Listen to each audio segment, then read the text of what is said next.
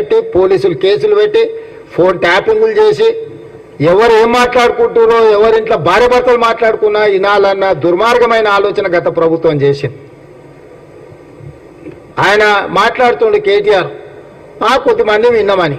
ఏం పనే మంది సంసారాలలో ఏలు పెట్టి చూసే పని మీకు? ఎవడన్నా సిగ్గునోడు అట్లా మాట్లాడతాడా? ఇంటే విన్నాం కొంతమంది ఫోన్లు, ఇంటే ఏమవుతుందంట? ఎవడన్నా గిట్లా భర్త నుంచి ఎవడన్నా మాట్లాడతాడా?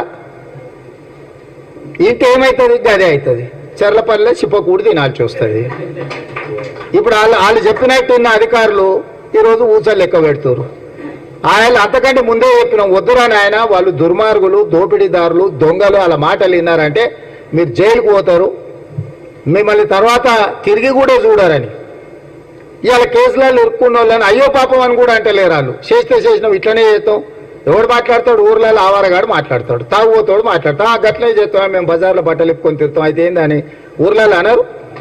ఎవడంటాడు? తాగుపోతాడు, తిరిగిపోతాడు అంటాడు. గట్ల మేము ఇట్లనే ఉంటాం. ఊర్లో ఎవరైనా పెద్ద మంచి పిలిచారా ఇది మంచిది కాదురా నాయన, పద్ధతి మార్చుకో అంటే మేము ఇట్లనే ఉంటామా? ఏం నువ్వేంది నాకు చెప్పేది? సేమ్ కేటీఆర్ కూడా భర్తగించిన అచ్చో సాంబోతులాగా మాట్లాడుతుండు. దాని ఫలితం దానికి ఉంటుంది. కాకపోతే దాని ఒక క్రమ పద్ధతిలో విచారణ చేసి చట్టపరంగా చర్యలు తీసుకోవాలి కాబట్టి విచారణ జరుగుతుంది. అంతకుముందు ఎవరైనా ఫోన్లలో మాట్లాడుకోవాలన్నా భయపడేది. ఎవరైనా కలిస్తే ఎవరైనా రికార్డ్ చేస్తుండే అని భయం ఉండే. ఇవాళ ఎవరైనా స్వేచ్ఛగా వాళ్ళ జీవితాలలో వాళ్ళు స్వేచ్ఛ